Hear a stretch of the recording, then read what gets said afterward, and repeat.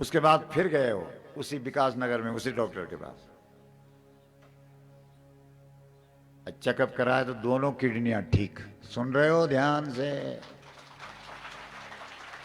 व्यासपीठ से बता रहा हूं। पता नहीं कहां से उन्होंने हमारा नंबर लिया और वहीं डॉक्टर के उसमें क्लिनिक से ही फोन। हम देहरादून में थे, शाम का समय था, रो रहे हैं दोनों पति पत्नी। अरे हमने कहा कौन है आप? क्या? गुरुजी आपकी कथा सुनी थी कंसेरू में, हैं? कभी मिले? बोला नहीं। कोई मंत्र मंत्र लिया? बिल्कुल नहीं। तो क्या हुआ, क्यों रो रहे हो? वो ये कहानी जो हमने आपको सुनाई वो सुना दी उन्होंने। ऐसे ऐसे डॉक्टर के पास गए, वो बेचारी जो पत्नी थी वो तो बोल ही नहीं पाई, जो पति था वो उसने बताई फिर पूरी बात। कैसे से डॉक्टर ने दोनों किडनियां खराब है ये बता दिया था। हम वापस गए, कचेरू में कथा चल रही थी, हमने सुन लिया, इसने पकड़ ली। 3 साल तक बछिया का गौमूत्र पिया। हमने फिर ठीक से पूछा उनको किस किस पिया।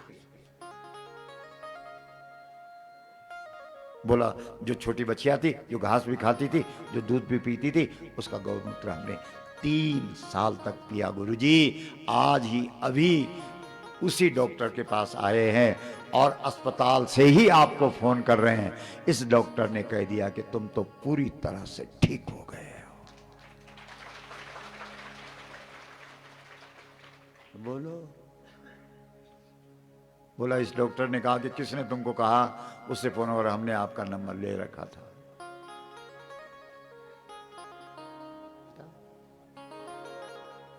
ये तो वैज्ञानिकों ने कहा कि गौमूत्र में सोना है, तो विज्ञान ने कह दिया। इसका मतलब तुम गौमूत्र पी रहे हो तो सोने का पानी पी रहे हो। तो सोने का पानी कितना कीमती होता है?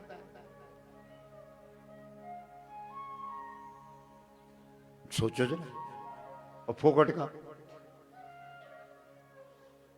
तो गाय कुछ भी नहीं देगी, तो गौमूत्र तो देना ही है उसने आखिरी टाइम तक। देगी कि नहीं देगी? आना बोलो। तो इससे बड़ी तो कोई दवाई नहीं। और जिस घर में गाय का गौमूत्र लोग पी रहे हैं उस घर के लोगों को अस्पताल क्यों जाना पड़ेगा? रे अस्पताल जाया गौड़ी का दुश्मन। जो गौ भक्त है वो क्यों जाए?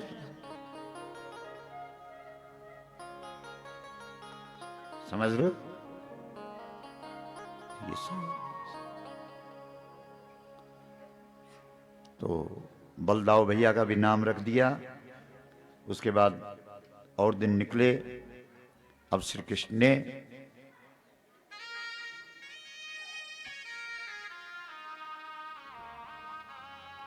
एक नया योग खड़ा कर दिया। योग का मतलब जोड़। किससे जोड़? बोलो जल्दी, किससे जोड़? अरे बोल क्यों नहीं रहे हो कि भगवान से जोड़? तो हमारे यहां कई योग हैं, मतलब भगवान से जुड़ने के कई तरीके हैं, जैसे ज्ञान योग, भक्ति योग, कर्म योग। ये सब योग हैं। योग में नहीं जोड़। ज्ञान के द्वारा भगवान से जुड़ जाओ, भक्ति के द्वारा भगवान से जुड़ जाओ, कर्म के द्वारा भगवान से जुड़ जाओ। लेकिन भगवान ने एक नया योग बना दिया और कलयुग के लोगों के लिए बना दिया। आप कहेंगे गुरुजी कौन सा योग बनाया? चोर योग। क्या योग? जोर से बोलो। तो चोर योग में क्या करना पड़ेगा? चोरी करनी है, रात जाए भौंके का घर। सचिन नहीं जाया, मार नहीं खाया। क्या है चोर? बत्सान मुंचन क्वचित समय क्रोश संजात हासा।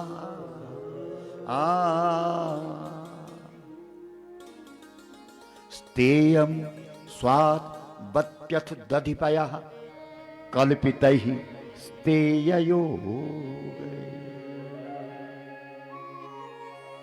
कल्पितैः कई अर्थ हैं इसके।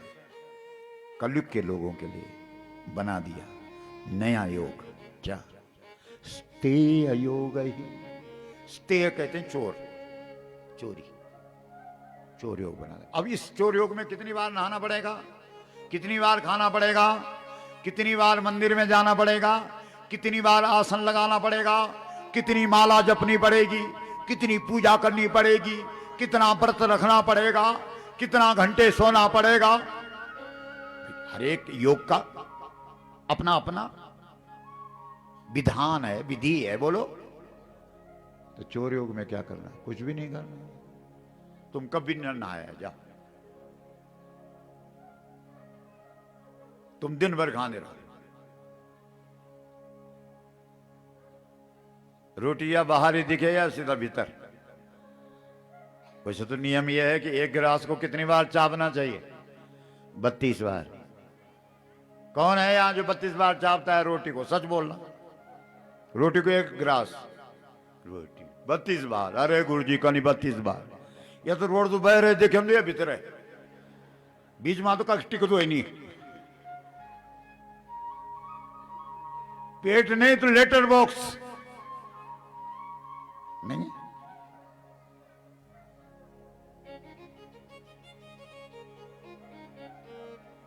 भगवान कहते हैं जितना मर्जी खाओ, जितना मर्जी सो, चोर योग के लिए एक शर्त है बस, उसका चोर योग सिद्ध। बोला क्या शर्त है महाराज बताओ? बोला गाय रख लो बस। बताओ, भागवत सुन रहे हैं? एक गाय रख लो बस।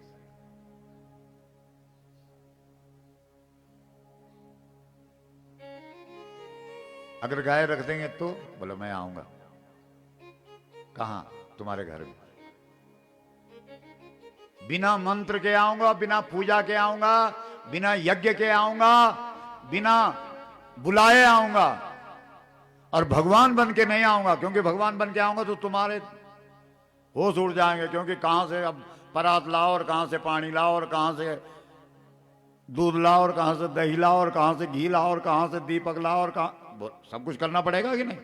अगर तुमको पता लग जाए भगवान आ जाए तो सब तैयारी करनी पड़ती है कि नहीं? इसलिए भगवान कहता है कि तुम अपने घर में केवल गाय रख लो, कोई पूजा सामग्री नहीं, कुछ नहीं करना पड़ेगा। मैं भगवान बन के भी नहीं आऊंगा। सच्ची बात तो यह है कि मैं तुम्हारे घर आऊंगा, लेकिन चोर बन के आऊंगा। अब बताओ कितनी माताएं जो घर में चोर के लिए चाय बना के रखती है? बोलो, कि डंडा रखती है। इसलिए वृंदावन की गोपियां कृष्ण के लिए दूध दही घी नहीं छुपा के रखती है, हाथ पे तो डंडा रखती है। बोला आए तो सही हमारे घर।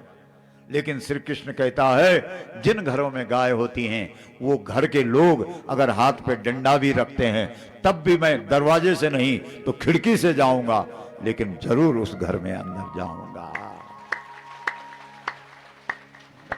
ये है भागवत की कथा। बताओ, इन बातों ने खोले हमारे कान। अरे हमने कहा भागवत के नाम पे तो लोग क्या क्या बात कर रहे हैं। भागवत तो ये है, बत्सान मुंचन क्वचित समय। बोला लोगों ने कहा कि महाराज तू आ तो जाएगा, चोर बन के आ जाएगा, हमको तो पता ही नहीं लगेगा, क्योंकि चोर कब आया कब गया पता ही नहीं लगता है। हमको भी तो पता लगना चाहिए कि आप हमारे घर में आए। सुनो रतोड़ी जी, कैसे पता लगेगा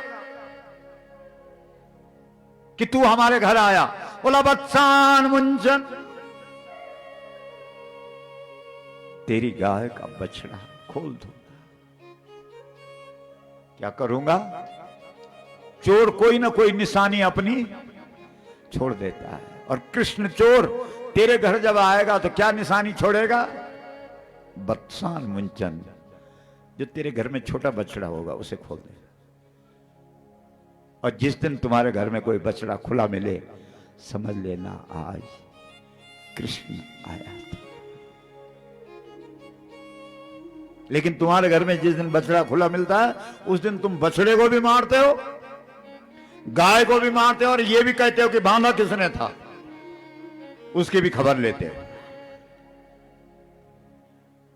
तीन तीन पे अटैक होता है उस दिन, होता है कि नहीं?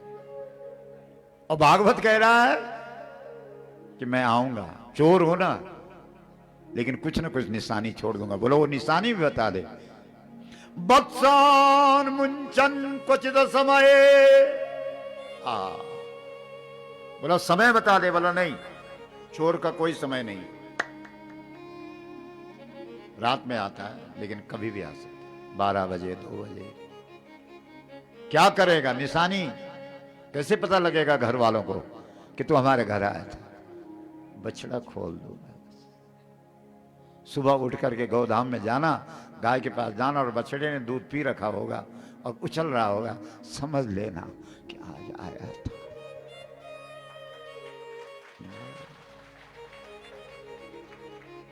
ये है भागवत।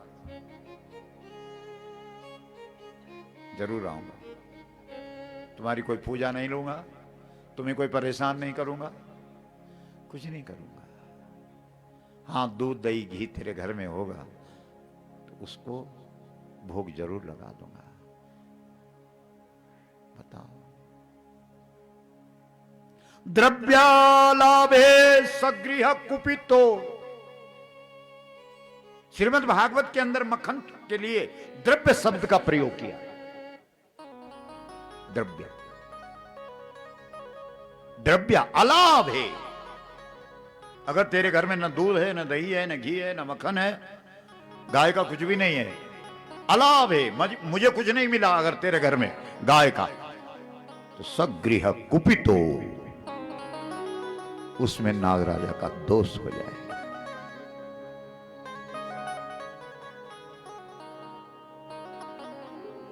और दोष भी ऐसा होगा कि किसी बाकी की थाल पे नहीं आएगा, कोई बाकी बता नहीं पाएगा कि तुझ पे नागराजा का दोष है। हाँ, सगृह कुपितो, सगृह कुपितो, उस घर पर कुपित हो जाऊंगा। और जिस घर पर कुपित हो जाऊंगा, जहां गाय का कुछ भी नहीं मिलेगा, उस पे दोष करूंगा। कुपित होना माने दोष होना। और ऐसा दोष करूंगा कि दुनिया में तो जिस मर्जी ज्योतिषी के पास जा, जिस मर्जी बाकी के पास जा, जिस मर्जी योगी के पास जा, जिस मर्जी सिद्ध के पास जा, कोई मेरा दोष बता नहीं पाएगा। कह का था पर नहीं होने नागराजा, नरसिंह है जाऊं, भैरव है जाऊं, और देवता सब होंदा, क्यों महाराज? पर नागराजा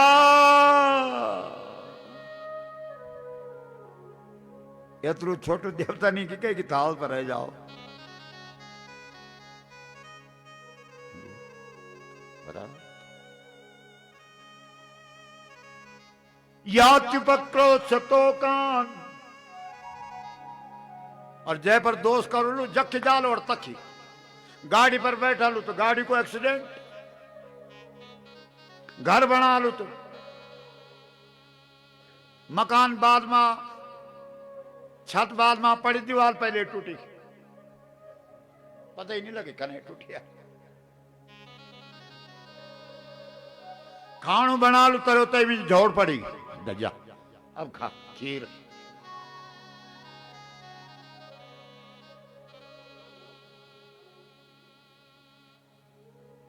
खुट पर कुछ पैरी ते जालू, ठोकर लगली, और योग पैरी ले आलो और एक हाथ पर ले आलू। दोष। लेकिन किसी की थाल पे नहीं आऊंगा, किसी की गाल पे भी नहीं आऊंगा। बोल,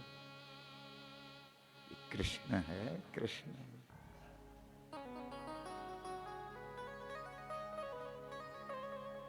सुन लो, अभिषेक कर रहा है धीरे धीरे, थोड़ा थोड़ा। नहीं तो ये मैंने की बरख ये नहीं मन जनवाने का कि टेंट और का कि साउंड, ये अभिषेक।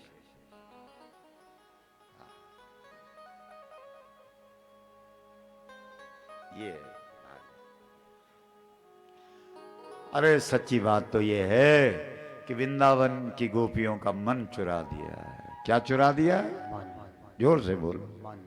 गाय वालियों का क्या चुरा दिया? अब वो बेचारी घर में रह ही नहीं सकती।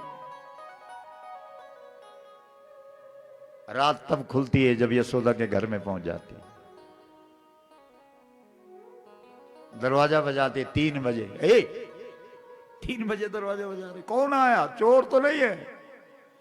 दरवाजा खोला, यशोदा भैया ने हाथ पे डंडा लेके देखा तो वृंदावन की गोपियां। यशोदा रानी क्या हुआ? 3 बजे क्यों आई हो? चोरी हो गई। क्या हो गया? चोरी? किस चीज की चोरी? कैसी चोरी? मां बोली क्या बोल रही हैं? चोरी? किस चीज की चोरी? हमारे गांव में तो चोरी होती नहीं।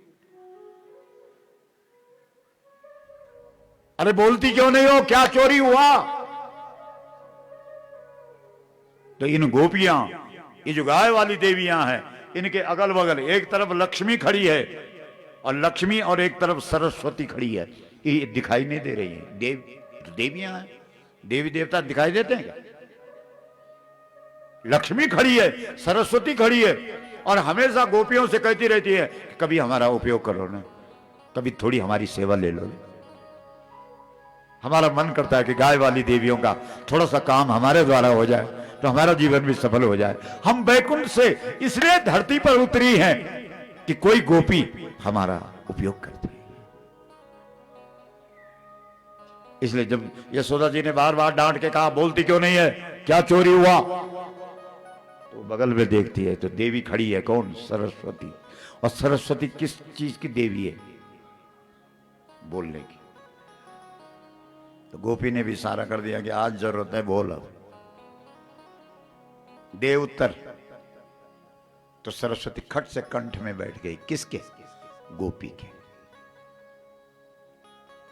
अब बोली गोपी। क्या बोली? जब सरस्वती बोलेगी तो अगर मन की चोरी हुई है तो ऐसा बोलेगी कि मन चोरी हो गया। बोलो। अरे जो थोड़ा भी समझदार है वो ऐसा बोलता है कि दिल चोरी हो गया। ये तो सरस्वती है। इसलिए सरस्वती ने बोला। क्या बोला? अरे मैया मक्खन चोरी हो गया है। मक्खन? हाँ। मतलब? अरे बोला मतलब कौन? चोर कौन है? बोला तेरे घर में। मेरे घर में? हाँ। कौन है? कन्हैया। मेरे घर में 9 लाख गाय और मक्खन के बड़े बड़े गोले पड़े हुए हैं, और तेरे घर में, तेरे घर को तो मैं जानती हूं, एक भी गाय नहीं है। लोगों से मट्ठा मांग मांग के पीती है और बोलती है कि तेरे कृष्ण ने मक्खन चुराया, और वो भी उसके घर के कन्हैया ने चुराया जिसके घर में 9 लाख गायों का मक्खन है। अरे ओ पागल तो नहीं हो गई? क्या बोल रही है? उस गोपी को एक तरफ करती हुई दूसरी गोपी आगे आई, उसके कंठ में सरस्वती बैठ गई। बोला ऐसा है ना कि तेरा कन्हैया मक्खन खाए तो हमें बहुत अच्छा लगता है, बहुत अच्छा। गदगद हो गई बोलते हुए, बहुत अच्छा लगता है। तो फिर क्या है समस्या? क्या है समस्या? ये है कि अपने आप खाए तो बहुत अच्छा लगता है। हर गोपी चाहती है कि मेरा मक्खन यही खाए, लेकिन वो क्या करता है? अपने आप नहीं खाता, औरों को खिला देता है।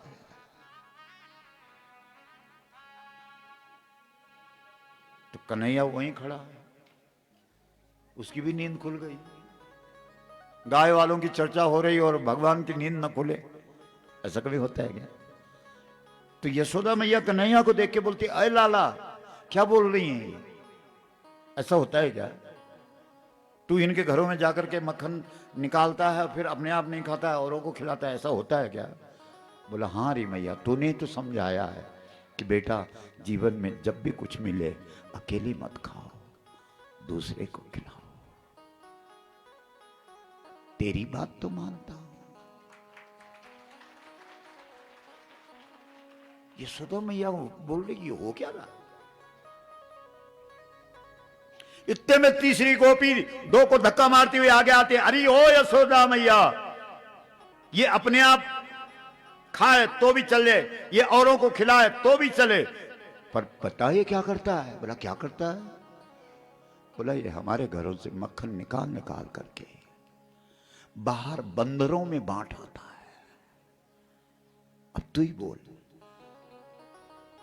इतनी मेहनत से हमने मक्खन बनाया है, ये खाया तो हमारे दिल को बहुत चैन पड़ता है। चलो ग्वालों को भी खिलाया तो चल जाता है, इसके सखा है, इसके मित्र हैं, इसके दोस्त हैं, चल जाता है। लेकिन ये तो बंदरों को बांट के आता है, फिर हम सहन कैसे करें? अब तो यशोदा मैया कन्हैया का कान खींचते, ये क्या बोल रही है? ऐसा करता है क्या? तो कन्हैया कहते हैं अरे मां, नीचे कान कर, नीचे कान कर, क्योंकि यशोदा लंबी है, कन्हैया छोटा है, नीचे कान पे बोलूंगा। बच्चा हमेशा जब कोई खास बात बोलता है तो क्या करता है? अपने माँ बाप को नीचे करेगा, नीचे हो, नीचे हो, कान करो, कान करो। सबसे बड़ा गुरु मंत्र तो इस देश में माँ बाप को बच्चा देता है। कई साधु संत होते हैं ना, वो कान में फूंकते हैं मंत्र, यहीं से लिया है उन्होंने। फिर मां के कान पे बोलता है, मां हाँ, पहले जन्म में मैं राम था, राम है। ये पहले जन्म की बात कहां से आ गई? हाँ मैया, वनवास हो गया था मुझे, कान पे बोल रहा है। फिर क्या हुआ? मेरे साथ मेरी सीता भी गई, तब क्या हुआ? सीता को चुरा के ले गया कौन? रावण। फिर क्या हुआ? अरे मैया, होना क्या था, जंगल में कौन मेरी मदद करता? वहां मां मुझे बंदर मिले, उन्होंने मेरी इतनी मदद की, इतनी मदद की कि मेरी खोई हुई सीता वापस ला दी। इन बंदरों का इतना कर्जा है मां मेरे ऊपर कि पूरी जिंदगी भर अगर मक्खन इनको बांटता फिरूं तो भी इनके कर्ज से कभी चुकता नहीं हो सकता।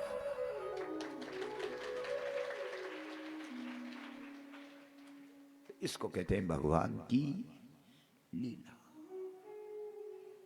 ये लीला। यशोदा मैया का तो सिर घूमने लगा, समझ भी नहीं आ रहा है कि बोल क्या रहे। यशोदा मैया ने हाथ जोड़ा, कहा गोपियों जाओ, मेरे कान मत खाओ, मेरी समझ में नहीं आ रहा, ये चोरी, ये मक्खन, ये राम, ये बंदर, तुम जाओ, आज के बाद कन्हैया को घर से बाहर नहीं निकलने दूंगी।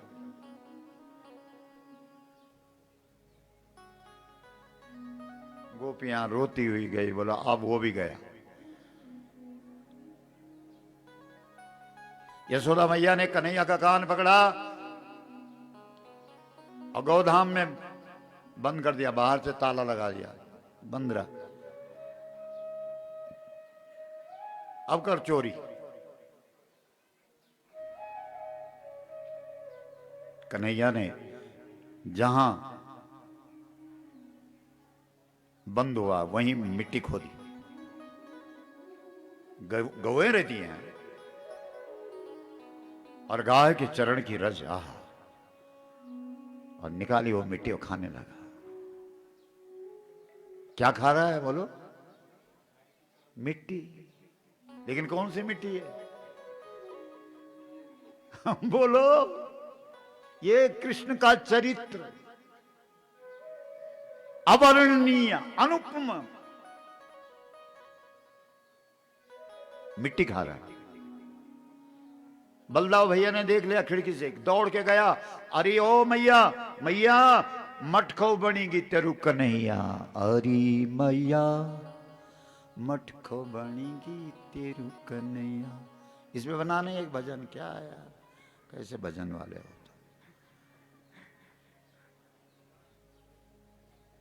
चल तो एक लाइन तो बना ही दे, क्या है।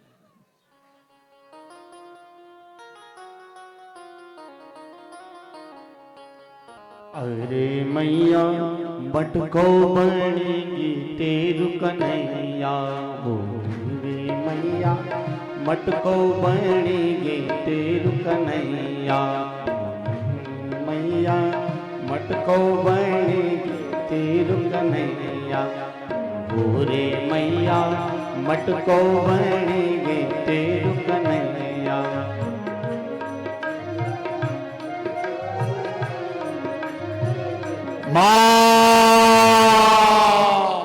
इसको पूरा करके लाना। तुम में से भी कोई बनाए तो बना देना, उसने क्या, इनका ठेका थोड़ी है। तो हमारे भगवान का नाम क्या पड़ गया गढ़वाली में, मटको, मिट्टी खाता है। यशोदा मैया हाथ पे डंडा लेकर के आई और खोला दरवाजा और गई अंदर, और एक हाथ पे लाठी और दूसरे हाथ से कान पकड़ा, खींचा, बोला ए मटको। अब मिट्टी खाना शुरू कर दिया। तो श्री कृष्ण कहते हैं, श्रीमद् भागवत बोल रहा, नाहम भक्षितवानम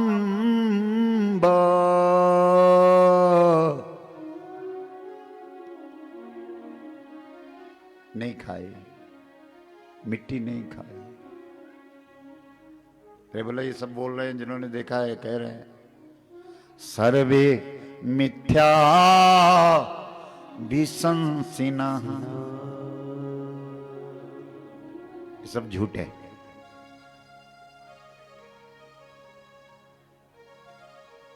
इनको पता ही नहीं है, ये झूठे हैं लोग तो। क्यों? क्योंकि गौ चरण रज मिट्टी नहीं है, सामान्य मिट्टी नहीं है। ये चरण रज जिसके माथे पर लग जाए उसकी किस्मत बदल जाए। बोलो, सोचो। हमने एक दिन पहले भी कहा था कि इस देश की माताएं गौरज से अपनी मांग भरती थी। भाई लोग अपने माथे पर गौरज से अपना तिलक लगाते थे।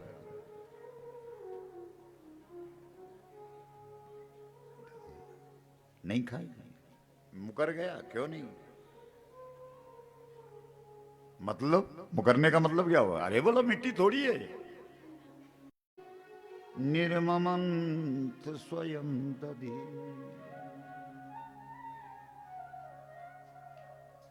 जब आपको ऐसा लगे कि मेरा बच्चा बिगड़ गया तो अपने हाथ से बनाओ उसके लिए खाना।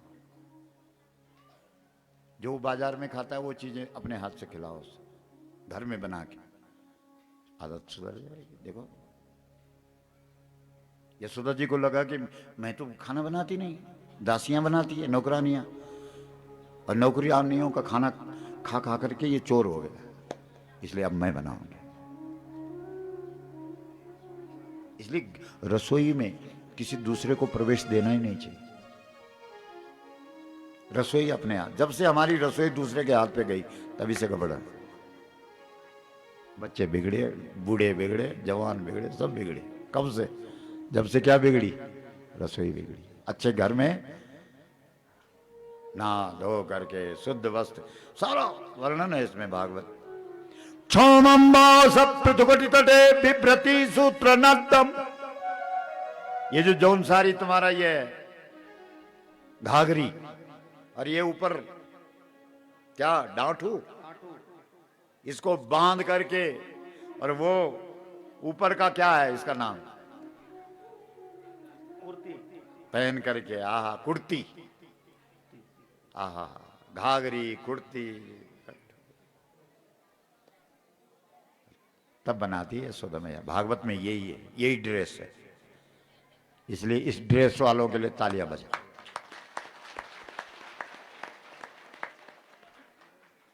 तुम तो सब त्रिशंकु की तरह है, कुछ इधर कुछ उधर नहीं। लेकिन जब सुंदर सिंह के यहाँ हम गए तो साहब माता यही पहन के आती थी, आहा इतना अच्छा लगता था।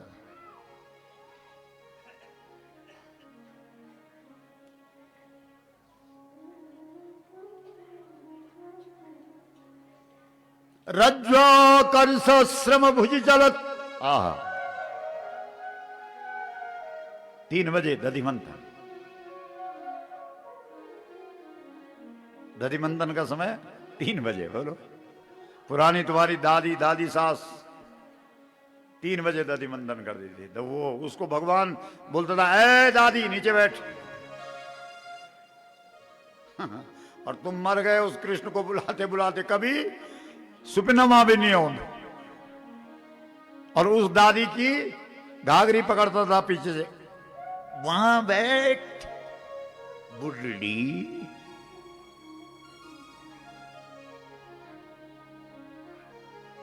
तो दादी कहती थी, तंग मत कर मुझे, हट, मट्ठा लगाने थे। सुबह की मट्ठा का शब्द और बाघ की गर्जना इतनी शुभ होती है कि पूरे जीवन का अशुभ खत्म हो जाए अगर सुबह सुबह ये 2 शब्द सुनने को मिल जाए। अब कहां, हम तो गांव में इसी उम्मीद से जाते हैं, कभी गांव में मौका मिलता है तो ये इसलिए जाते हैं, गांव में जा रहे हैं, अब की बात धारी में जाएंगे, दधि मंथन का शब्द सुनने को मिलेगा और जीवन भर का अमंगल मिट जाएगा।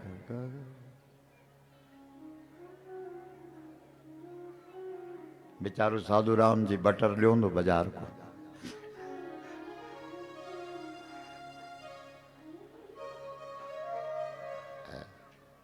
एक बार हम दिल्ली में कथा कर रहे थे, एक बटर ले आए थे, को बामदेव कहां चला गया। एक बार तालियां बजाओ बामदेव के लिए। हमें सब बाएं चल दो है। ये उनका है जहां आपकी बेटी जा रही है ना। सुनो, इसलिए सुबह का शब्द दधि मंथन का शब्द हमारी इच्छा ही रह जाती है, जबकि हम गांव में जाते ही इसलिए।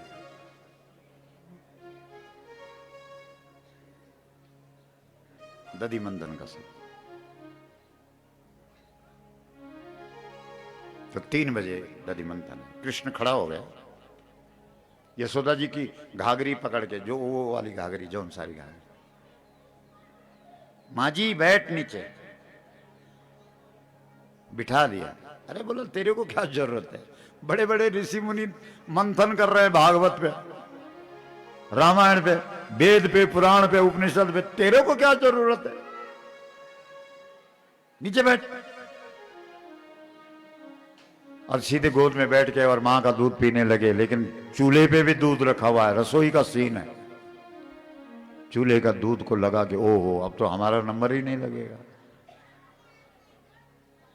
बताओ ये दूध उबलता क्यों है। ये कहता है जल्दी से निकालो पियो। कितना त्याग है दूध के पास। और आप कहते हैं वो कि खोटे लगे, घोटने लगे, और तब उसको फाड़ फाड़ करके अपना जिबड़े की खातिर तब वो को पनीर बनाना। छी छी छी छी, स्वास्थ्य अच्छा नहीं है पनीर। पर कोई ब्यो हो और पनीर न हो,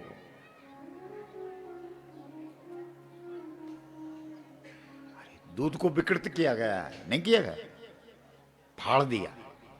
किसी को फाड़ना ठीक है, लेकिन ये माताएं जो बाहर रहती हैं रोज हर दूसरे दिन योनी पनीर चैन, पति देवता थे फोन पे, हेलो जी पनीर जरूर ले आया।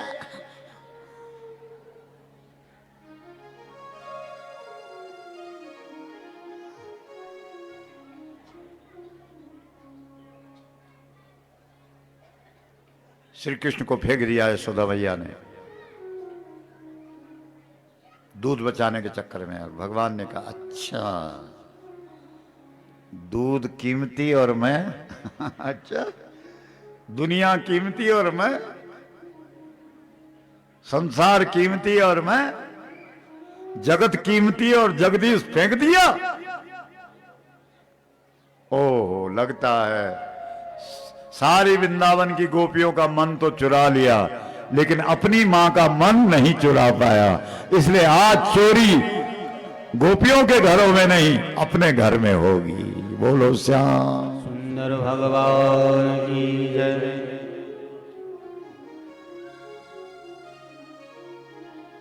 लोग कहते भी हैं पहले अपने घर को ठीक कर, बड़ा ज्ञानी बनता है, पहले अपने घर में कर। ज्ञान देना है तो पहले अपने घर वालों को दे, नहीं होता ऐसे। इसलिए आज श्री कृष्ण ने अपने घर में चोरी की, सारे भांडे बर्तन तोड़ दिए। यशोदा पीछे पीछे भागी, बड़ी मुश्किल से पकड़ नहीं पाई, गिर गई, रोने लगी। तब श्री कृष्ण ने कहा कि देख मां, पकड़ने की जिद में मत आ, क्योंकि बड़े बड़े ऋषि, बड़े बड़े मुनि सतयुग से लेकर के आज तक मेरे पीछे दौड़ते हैं, कोई मुझे आज तक पकड़ नहीं पाया है। ये तो मेरी अपनी इच्छा है, जिसे मैं चाहता हूं उससे अपने आप को पकड़वा लेता हूं। ले पकड़। आगे कृपया शीत स्वबंधने, अपने आप बंधा, बांध दिया। कैसे बांधा? उसमें भी रस्सियां कम पड़ती गई, पड़ती गई।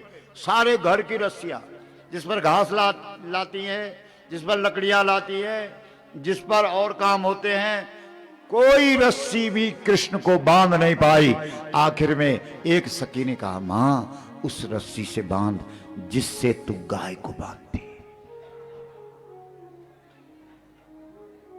और हमारे यहां क्या बोलते पहाड़ में? दांव दांव। इसलिए बोलो दामोदर भगवान की जय, दामोदर भगवान की जय। जिसने गाय नहीं बांधी वो क्या बांधेगा कृष्ण को? इसलिए कितने लोग हैं जो कृष्ण को चाहते हैं? हाथ खड़ा करो, कदम उठाना हाथ। कृष्ण को बांधने से पहले गाय बांधनी पड़ती है, और बकरियां घर से जल्दी बोलो खोलनी पड़ती है। आज ही गौधूली बेला में बकरियां खोलो, गाय बांध दो। 3 दिन के अंदर कृष्ण ना आए तो गारंटी है। जाओ क्या करें?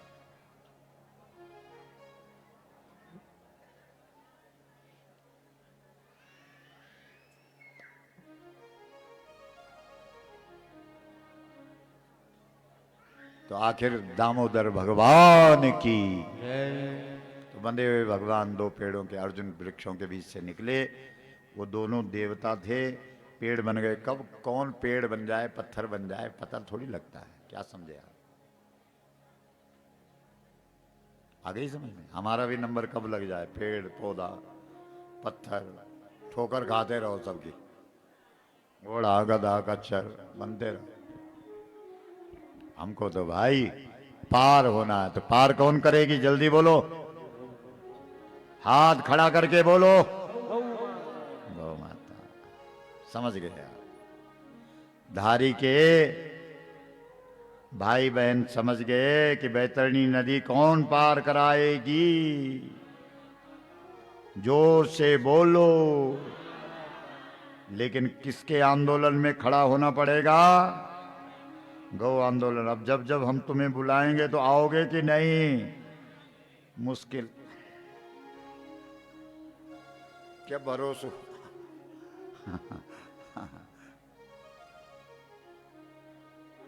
ठीक है, पहले पूरे यहां से पूरे कम से कम 150 बस लेकर के चोपड़ धाम आना इस बार, तब लगेगा हमें कि हाँ भाई।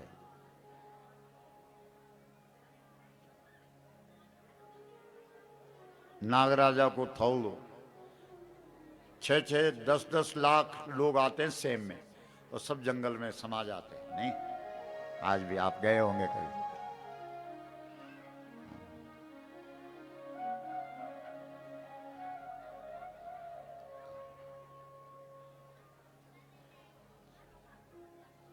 अद्भुत लीला श्री कृष्ण की, गजब। उसके बाद भगवान ने जिद करी है कि मुझे गाय चरानी है, गाय चरानी है, गाय चरानी है। सुनो, तुम लोग तो और चीज के लिए जिद करते हो, लेकिन श्रीमद् भागवत में श्री कृष्ण की एक जिद प्रसिद्ध है। ऐसा नहीं बोलते कि कहीं अंग्रेजी स्कूल में पढ़ाओ मुझे। कॉन्वेंट,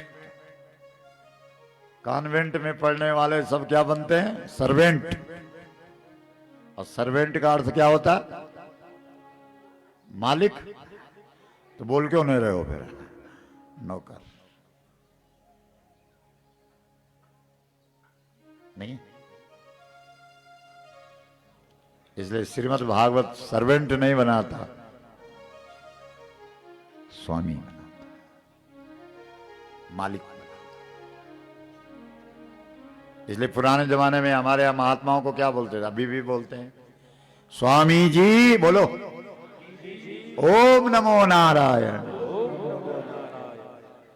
जिस पत्नी ने अपने पति को कभी नहीं बोला स्वामी, वो भी कहती स्वामी जी।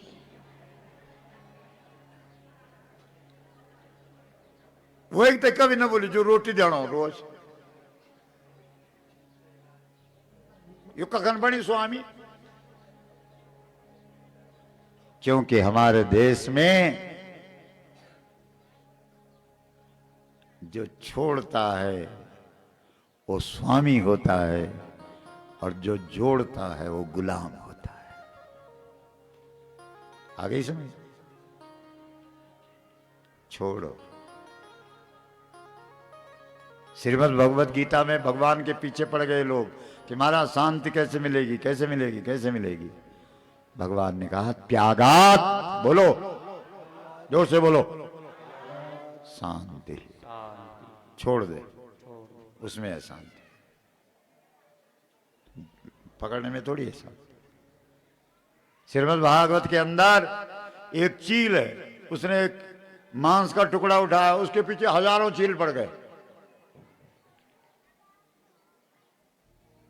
जब तक उसने उस मांस के टुकड़े को पकड़ के रखा तब तक हजारों उसके पीछे रहे। बाद में उसने छोड़ दिया, हट, और सारे चीलों ने उसका पीछा छोड़ो। स्वामी बनना है तो छोड़ना सीखो, गुलाम बनना है तो पकड़ना सीखो। ठीक है? तो जिद किए है भगवान ने, लेकिन गाय चराने की, गौ के पीछे जाने की। हाँ, ये है भारत। एक दिन तो कह दिया खाना नहीं खाऊंगा, तब गुरुजी को बुलाया, यशोदा मैया ने कहा ये तो मानता नहीं, अब क्या करें, कैसा करें। ठीक है। तत्काल चौघड़िया मुहूर्त, और आज ही इसको बछड़ों के साथ भेज दिया जाए। बोलो भगवान की जय। छोटा छोटा बाछड़ा ने उनको लेके चले। राक्षस, तुम जितना गाय के पास रहोगे उतने राक्षस तुम्हारे पास रहेंगे, क्योंकि उनको अच्छा नहीं लगता। तुम गाय से विमुख हो जाओ तो कोई आसुरी शक्ति तुम्हारे नजदीक नहीं आएगी। बोला क्या करना, गुलाम है अपना। नहीं ऐसा होता है ना?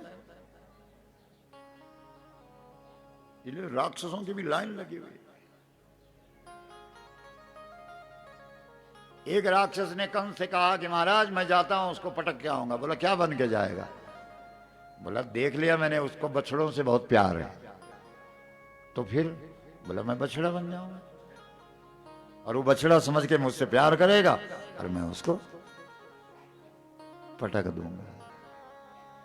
जैसे वो बछड़ा बन करके कृष्ण के बछड़ों के साथ मिला, भगवान हंसे, कहा इतना बेवकूफ नहीं हूं, गाय का दूध पिया है, असली और नकली बछड़े में फर्क समझता हूं। पहाड़ के लोगों को ऐसा बुद्धू बना दिया सरकारों ने। जो असली गाय थी वो गोल कर दी, और जर्सी वर्सी नहीं है, ठेठ मती खरसाली तक भी पहुंचे हुई लकड़ी पहुंचा दिया कि नहीं? हाँ ना बोलो। अरे वो गाय नहीं, गवया है, वो गवया है।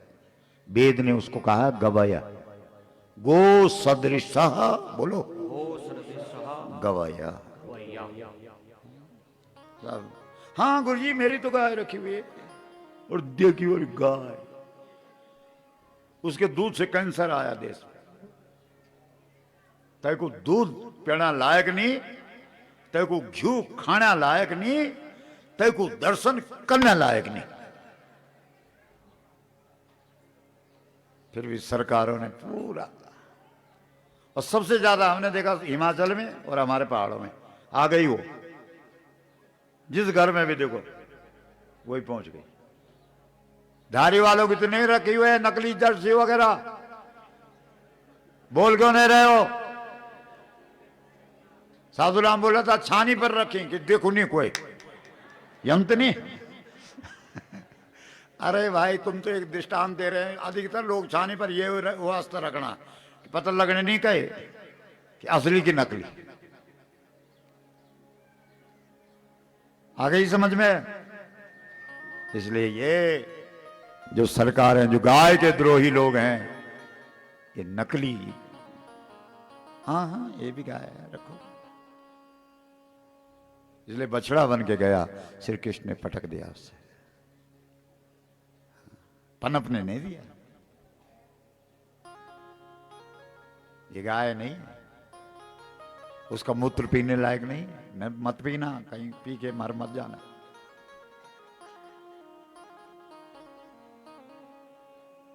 बत्सासुर, फिर बकासुर, योगी बन गए। योग योग योग योग योग योग पूरे देश में, वीरेश भाई, पूरे दुनिया में योग दिवस, योग सब बढ़िया योगी, फोकट का योगी।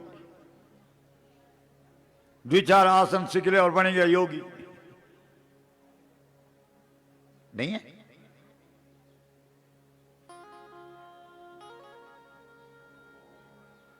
बकासुर, बगुला जो है ना, आपने देखा होगा, सरोवर में खड़ा होगा एक पैर पर।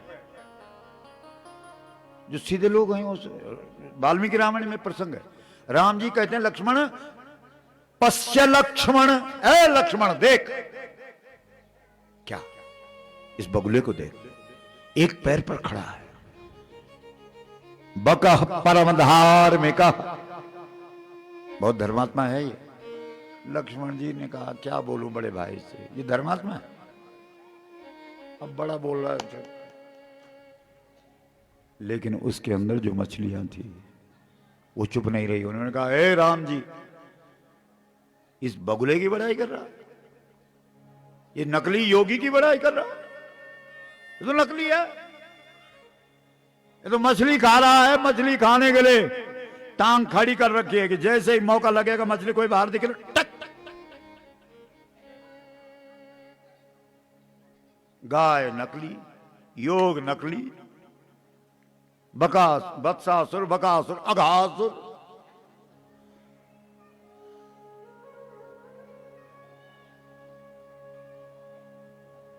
अजगर ने गुफा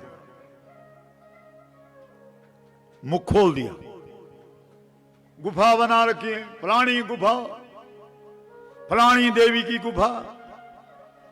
बेचारा सुंदर सिंह सरी का, मैं तो गुरुजी आज उस गुफा में गया, नहीं नहीं खुलना ही रोज गुफा।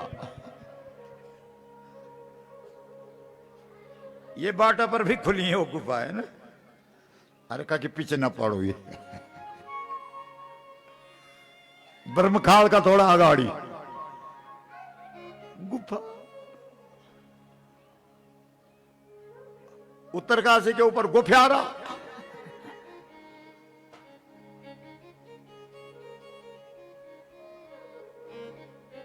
तक रखे सब नकली, नकली गोरू।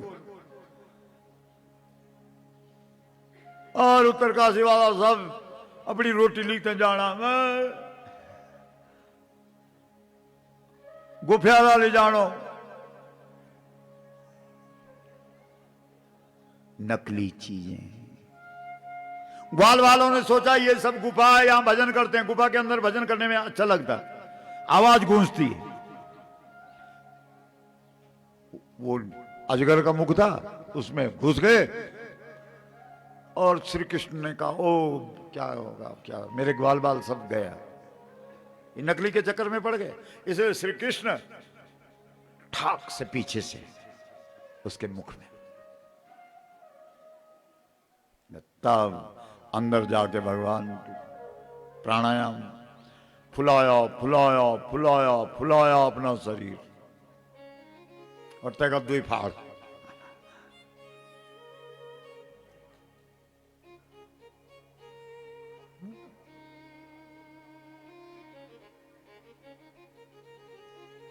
योगी तो आकाश में उड़ सकता है, उड़ के दिखाओ।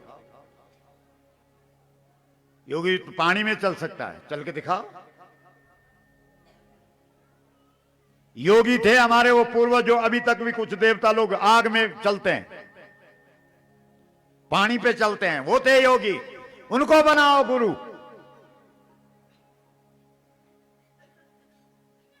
वो है असली गुरु।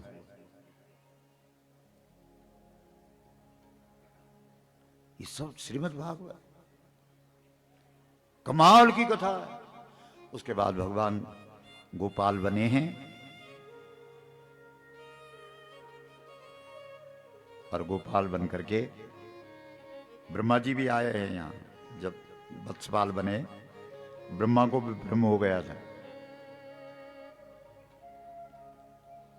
गाय वाले को देख करके ब्रह्मा जैसे बड़े बड़े देवता भी पहचान नहीं पाते, ये ध्यान रखना। लेकिन कथा बहुत कठिन है। तो उसके बाद भगवान ने बड़े भाई से धेनुकासुर का वध किया, फिर कालिया नाग को जो यमुना जी के अंदर रहता है उसको बाहर किया। यज्ञ में जो कमी आ गई थी उस कमी को दूर करने के लिए यज्ञ पत्नियों का उद्धार किया। कन्हैया की बांसुरी की वो दिव्य ध्वनि जो गायों के पीछे, अक्षणवताम फलविदम न परम विदाम। अगर भगवान ने तुम्हें आंखें दी है तो इन आंखों का फल है गाय के पीछे गोविंद का दर्शन।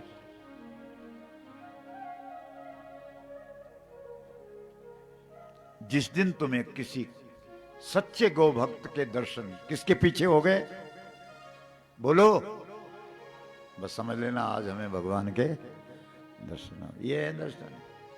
सुधा लगे हम बाट तो पैसों खर्च कर। आज मैं यख गए वख गए। अरे तुम्हारी आंखें उस दिन धन्य हो गई जिस दिन तुमने गाय के पीछे किसी खड़े व्यक्ति को साष्टांग दंडवत प्रणाम कर दिया। समझ लेना तुम्हें दर्शन हो गया। बोलो श्याम सुंदर भगवान की जय। तो वेणुनाथ की बातें हैं। और उसके बाद भगवान ने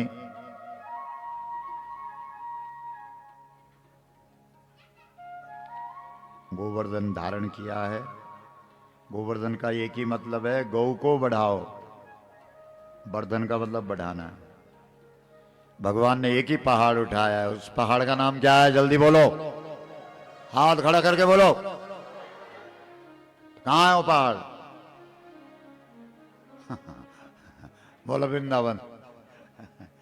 अरे मतलब समझो, गौ माने गाय, वर्धन माने बढ़ाना, गौ माता को प्रतिष्ठा दिलाना, ये जीवन का सबसे बड़ा पहाड़ है। और अगर कोई इस पहाड़ को उठा रहा है तो उसका साथ दे दो, तुम भी गोवर्धन उठाने में। क्यों महाराज? ये आज वीरेश जी बोल रहे थे, आरंभ में नहीं बोल रहे थे। ये है असली मतलब, समझे नहीं लगे यहां तक। आज गोवर्धन पूजा वणी 56 भोग बनला, खाई खाई मारी गया, गाय एक ना बची। दूसरा अर्थ है गोबर, बोलो धन। धन अगर चाहिए तो कहां है? गोबर में।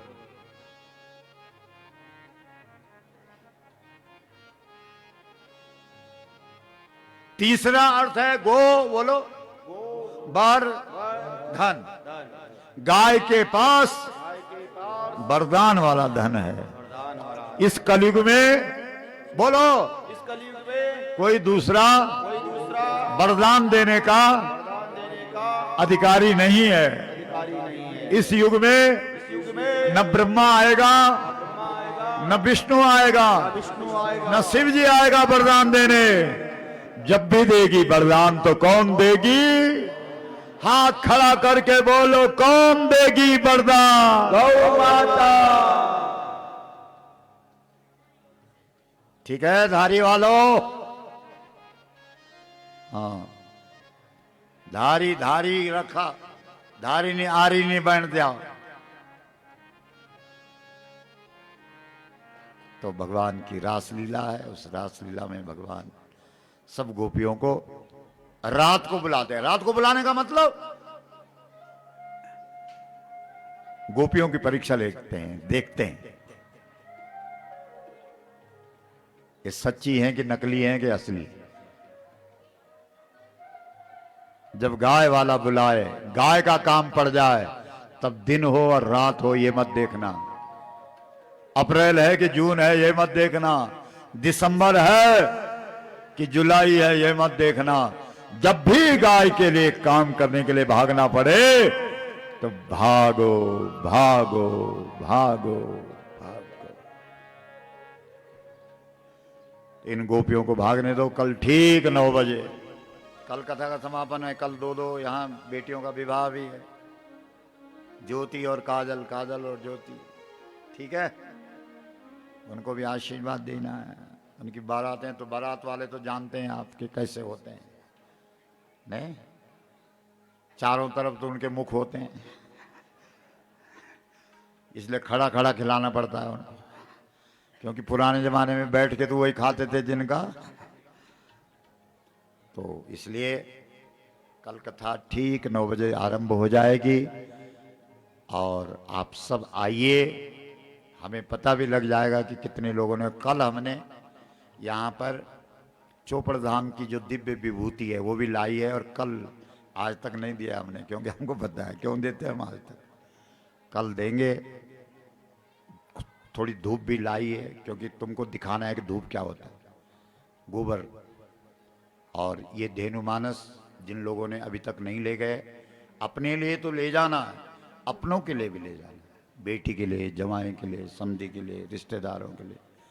जरूर हर हिंदू के घर में क्या होना चाहिए बोलो? धेनुमानस। और हर मोबाइल पर कौन सा पेज? बोलते क्यों नहीं हो? सुधरो ने बहुत कुछ देखना हुआ पर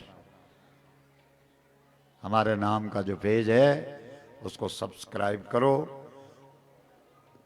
यूट्यूब पे, फेसबुक पे फॉलो करो, लाइक करो, शेयर करो और इस गौ कथा को पूरी दुनिया में पहुंचाओ। सही है कि गलत है? जोर से बोलो। तो अब आज 2 लोग बोलेंगे हमारे। हमने पहले आज तो 10 मिनट और पहले छोड़ दिया। इन 2 से पहले कविता जी जो बहुत अच्छी गायिका हैं वो तुरंत यहाँ पर आ जाए और अपना एक भजन काशीराम के साथ मिल करके भी बोल सकती हैं, अकेले भी बोल सकती हैं, उनकी अपनी इच्छा है। और उसके बाद 2 आचार्य हमारे आज बोलेंगे। एक हमारे आचार्य राकेश जी और दूसरे आचार्य कौन रह गए हमारे? एक आचार्य और 2 आचार्य बाद में आशीर्वाद देंगे। और आप सब लोग बहुत भाग्यशाली हैं। जितनी बातें व्यासपीठ से निकलती हैं हम नहीं बोलते, ध्यान रखना। ये सब जैसे कोई देवता वाला व्यक्ति होता है तो उस पर देवता चढ़ जाता है तो लोग कहते हैं कि देवता बोल रहा है। ऐसे व्यासपीठ है आप सब भाग्यशाली हैं। सुनो, करो और आनंद लो।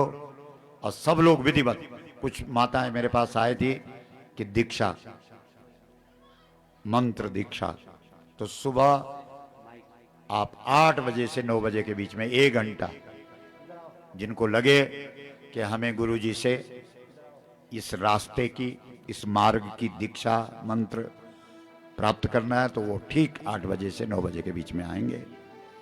और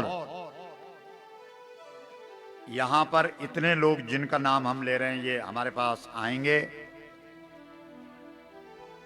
और श्री रामकृष्ण रतोड़ी जी पुरोला, जरा खड़े उठेंगे पुरोला। हाँ, अच्छा, इतने लोग हैं तो आपका बहुत बहुत अभिनंदन। आ जाओ फिर, अभी कर लीजिए। रतोड़ी जी पुरोला से आए हैं। आप विशिष्ट अतिथि हैं हमारे, एक बार तालियां बजाओ। घनश्याम रतोड़ी पुरोला, हाल पंजाब। घनश्याम जी कहाँ गए? बैठ चली क्या? ज्योत्साचार्य जी, शालिग्राम नौटियाल पुरोला, मनोज रतोड़ी पुरोला, राजेश नौटियाल पुरोला, राजेंद्र रतोड़ी पुरोला, प्रीतिराम नौटियाल, क्या जी, दारसों, विजयपाल रावत, ये क्या है, ठंडुगा, कुलानंद डोभाल, देवल आसाराम बडोली, और सुमन रतोड़ी कोटी, सुमन डोभाल नकोट, विमल नौटियाल, सुंदर सिंह ग्राम निग्याना, अनूप थपलियाल, सुपा सिंह, बबलू नौटियाल, संजय थपलियाल, सुरील, सुमन नौटियाल, घनश्याम डोभाल, गजेंद्र उनियाल, सकल चंद राणा, धनीराम थपलियाल और अतर सिंह राणा, पंकज थपलियाल, चंडी प्रसाद खंडुड़ी और जगदीश प्रसाद, ये विशिष्ट अतिथि आज आए हैं। आपका बहुत बहुत। रामानंद नौटियाल, वाह। हाँ, इधर से आप आएंगे और इधर से जाएंगे, आशीर्वाद आपको मिल रहा है। आप बहुत विशिष्ट हैं। और बाद में इधर से आपका, हाँ, शुरू करिए।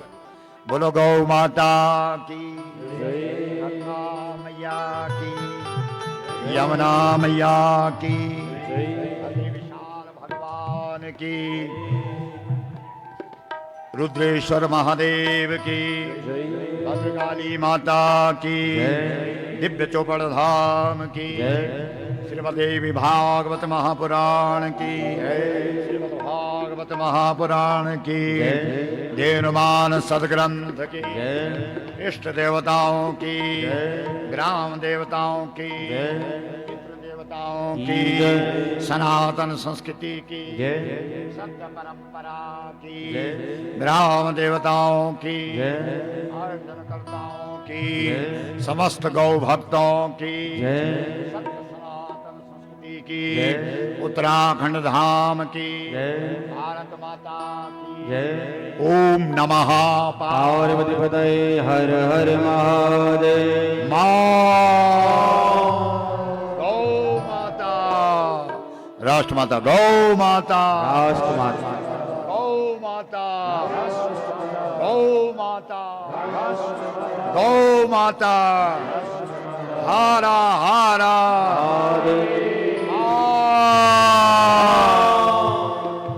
ये करें।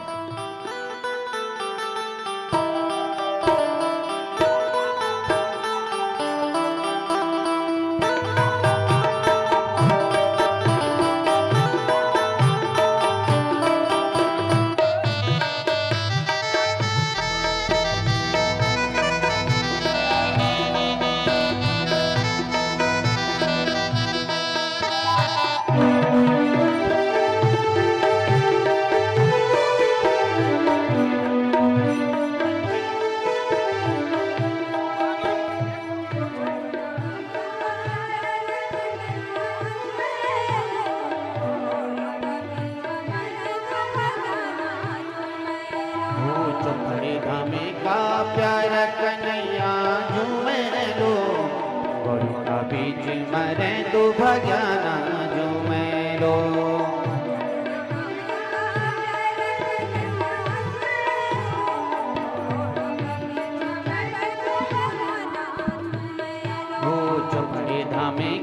प्यारा कन्हैया झूमे लो गौरी का बीच माँ बैठ्यो भगवाना झूमे लो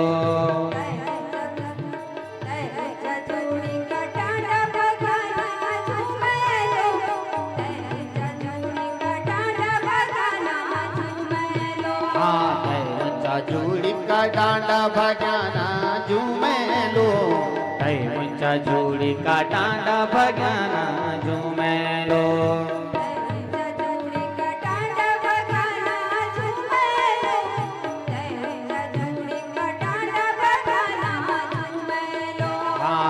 ऊंचा जूड़ी का डांडा भगाना झूमे लो ऊंचा जूड़ी का डांडा भगाना झूमे लो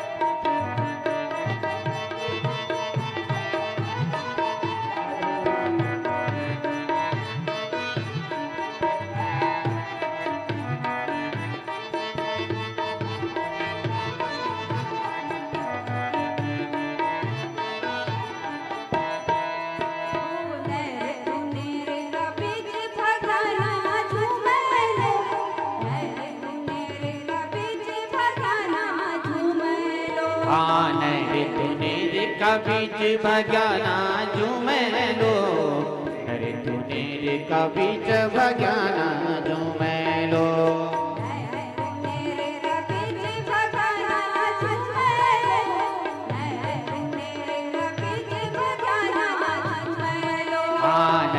तूने रे का बीच भगाना झूमे लो नहीं तूने रे का बीच भगाना झूमे लो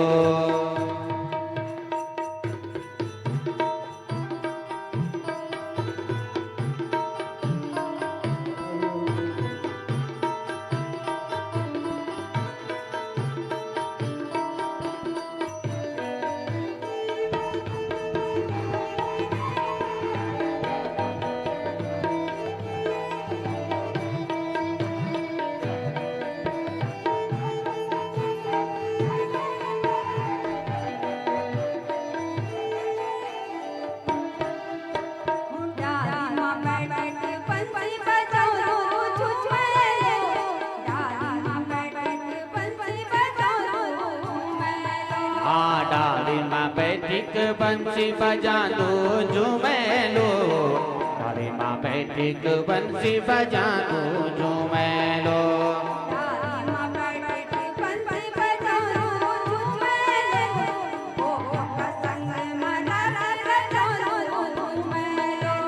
डाली माँ बैठिक बंसी बजा दो झूमे लो गोपियों का संग माँ बैठ्यो भगाना झूमे लो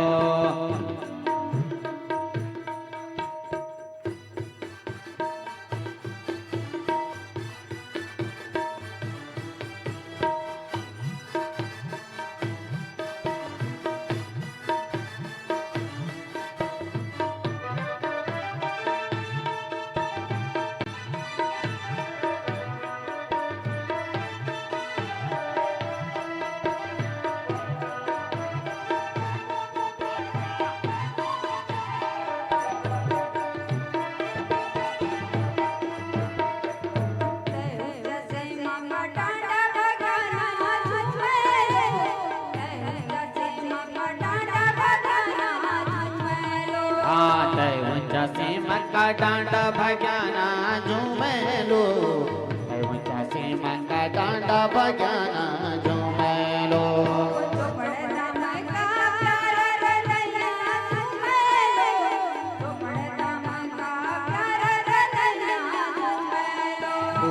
बड़े धामे का प्यारा कन्हैया झूमे लो बड़े धामे का प्यारा कन्हैया झूमे लो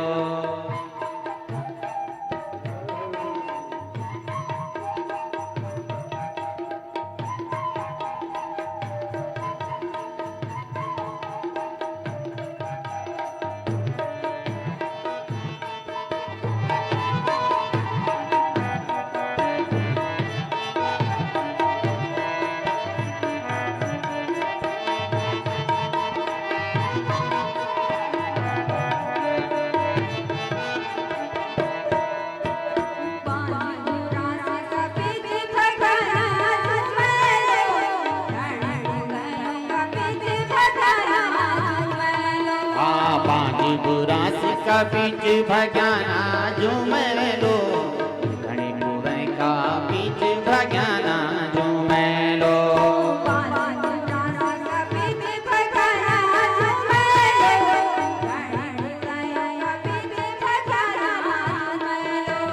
बांझ बुरास का बीच भगाना झूमे लो घड़ी बुराई का बीच भगाना झूमे लो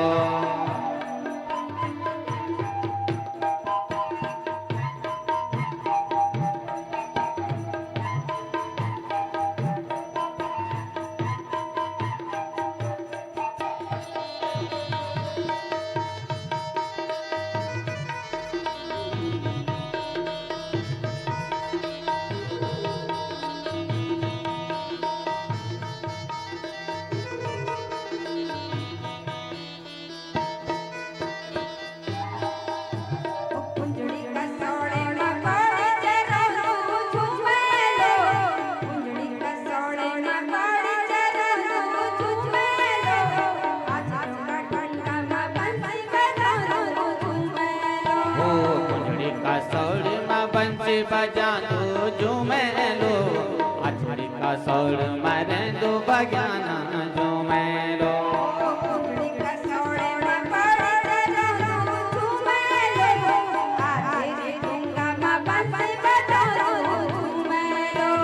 कुंजड़ी का सौड़ी माँ गौड़ी चरा दो झूमे लो अछड़ी का सौर माँ बंसी बजा दो झूमे लो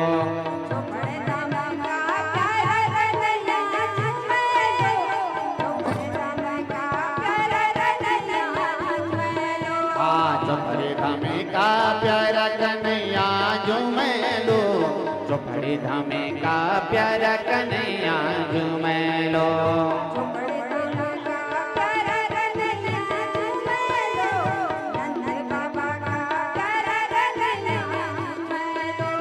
चौपड़ी धामे का प्यारा कन्हैया झूमे लो नंद बाबा का प्यारा कन्हैया झूमे लो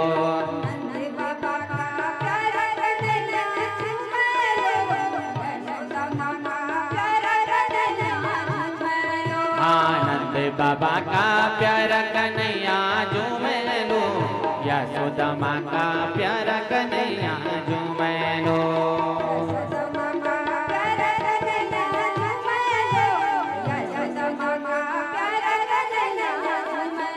हो यशोदा माँ का प्यारा कन्हैया झूमे लो यशोदा माँ का प्यारा कन्हैया झूमे लो भगवान की जय। बहुत बहुत धन्यवाद साईं भैया का अभिनंदन रविंद्र जी को। तो आइए इसी के साथ मैं अपने आचार्य श्री राकेश जी से भी आग्रह करूंगा जो यहाँ पर पावन निमित्त पे ढेर मानस संत के पाठ पारायण में बैठे वो भी हम सभी को अपना आशीर्वचन प्रदान करें। आचार्य राकेश जी।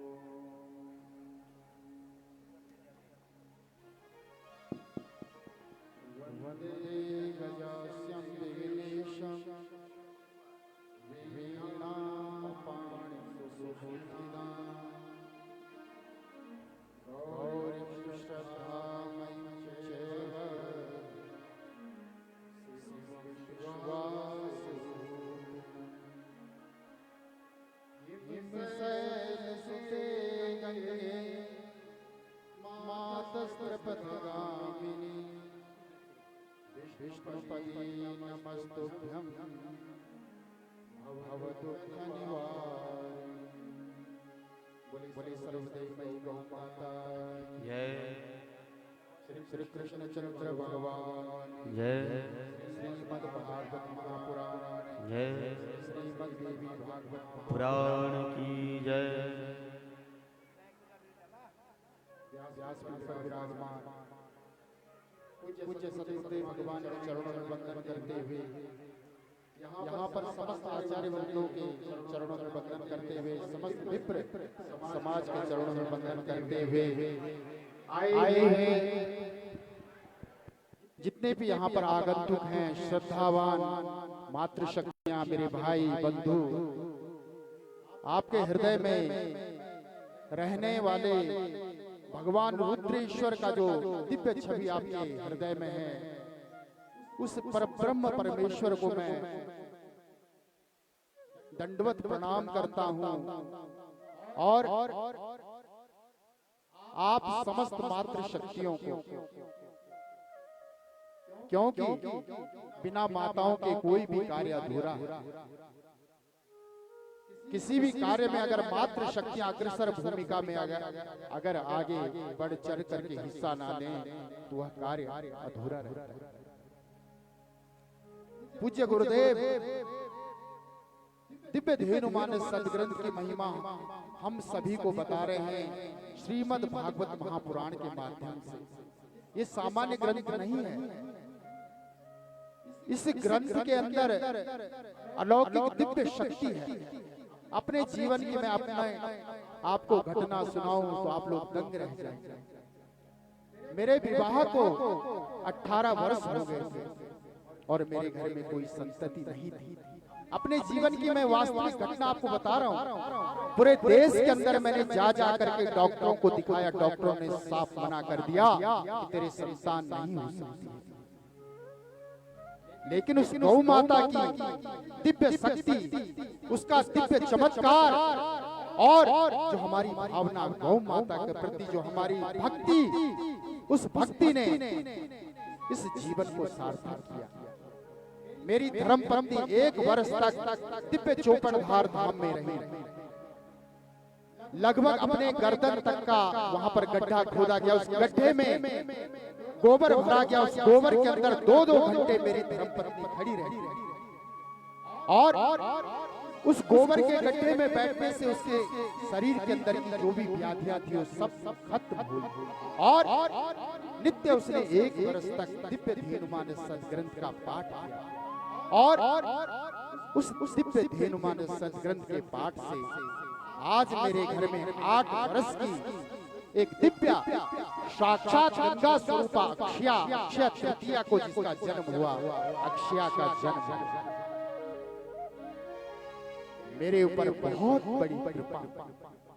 क्यों? हमने उस गौ माता की भक्ति में अपने जीवन को अर्पण किया। श्रीमद् भागवत में आया है सत्यादि त्रियुगे बोधा वैराग्यो मुक्ति साधका। तीनों युग में हो, तीनों युग में अगर व्यक्ति को मुक्ति प्रदान करनी होती थी तो उसको सत्य का सहारा, क्योंकि सत्य ही तीनों युगों में उसका बोलबाला था। कलो तो केवला भक्ति ब्रह्म सायुज्य कार्य। कलयुग में अगर व्यक्ति को अपने जीवन को सार्थक करना, अपने जीवन को मुक्त करना है, उसको गौ माता की शरण में जाना पड़ेगा और गौ माता की भक्ति ग्रहण करनी पड़ेगी। निश्चित रूप से उसका जीवन धन्य हो जाएगा। पूज्य गुरुदेव ने बेंगलोर के अंदर कुछ पंक्तियां लिखी थी। प्रथम पहली भगति गौ कथा सुनाला, दूसरी भगति गौ कथा ते अगाड़ी बढ़ावा। जो पूज्य गुरुदेव ने यहाँ पर हम सभी को नित्य 6 दिनों से इस श्रीमद् भागवत कथा के माध्यम से गौ माता की अमृतमयी जो कथा श्रवण करवा रहे हैं, उसको अपने जीवन में हमको उतारना है। और जब हम अपने जीवन में उसको उतारेंगे तो हमारे अंदर भक्ति बढ़ेगी और भक्ति बढ़ेगी तो निश्चित रूप से हमारा उस परब्रह्म परमेश्वर के साथ साक्षात्कार होगा। तो आइए इन्हीं शब्दों के साथ अपनी वाणी को यहीं पर विराम देते हुए पूज्य सतगुरुदेव भगवान के चरणों में वंदन करता हूँ। और आप सभी से मेरा आग्रह कि आप इस दिव्य धेनुमान सदग्रंथ को सामान्य ग्रंथ मत समझिए, इसको अपने घर में ले जाइए। आपके किसी भी प्रकार की कोई भी कामना होगी, निश्चित रूप से आपकी कामना पूरी होगी। मैंने तो अपने जीवन की आपको घटना बता दी। 18 वर्ष कितनी बड़ी तपस्या हमने करी होगी, और वो तपस्या इस दिव्य धेनुमानस ग्रंथ के पाठ से पूरी हुई।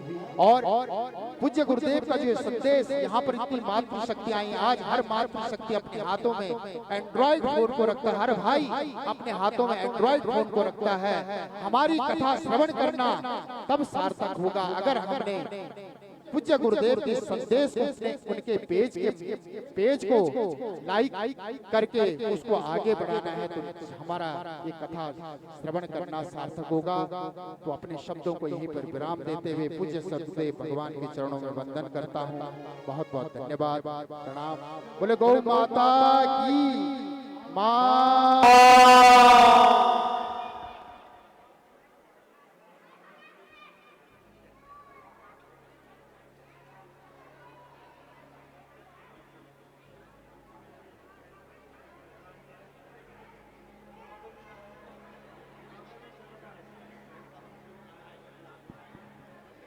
ओम श्री गणेशाय नमः। श्री सरस्वती नमः। श्री वेद माता गायत्री नमः। नमः परमहंसा स्वादित चरण कमल चिन्मकरंदाय भक्तजन मानस निवासाय श्री रामचंद्राय ध्येयं सदा परिभवग्नमभीष्टदोहं तीर्थास्पदं शिवविरचिनुतं शरण्यं वृत्यार्तिहं प्रणतपालभवाब्धिपोतं वन्दे महापुरुषते शरणारविन्दं वंशे विभूषितकरा नवनीर्दाभा पीताम्बरादरुणबिम्बफलादरोष्टा पूर्णेन्दुशुक्लरमुखादरविन्दनेत्रात् कृष्णात् परमं किमपि तत्त्वमहं न जाने। सीतानाथ समारम्भां श्रीरामानन्दार्य मध्यमाम् अस्मदाचार्यपर्यन्तां वन्दे गुरुपरम्पराम्। जय जय श्री राधारमण, जय जय नवल किशोर, जय गोपीचित चोर प्रभु, जय जय माखन चोर। सच्चिदानंद रूपाय विश्वोत्पत्त्यादिहेतवे तापत्रय विनाशाय श्री कृष्णाय वयं नमः।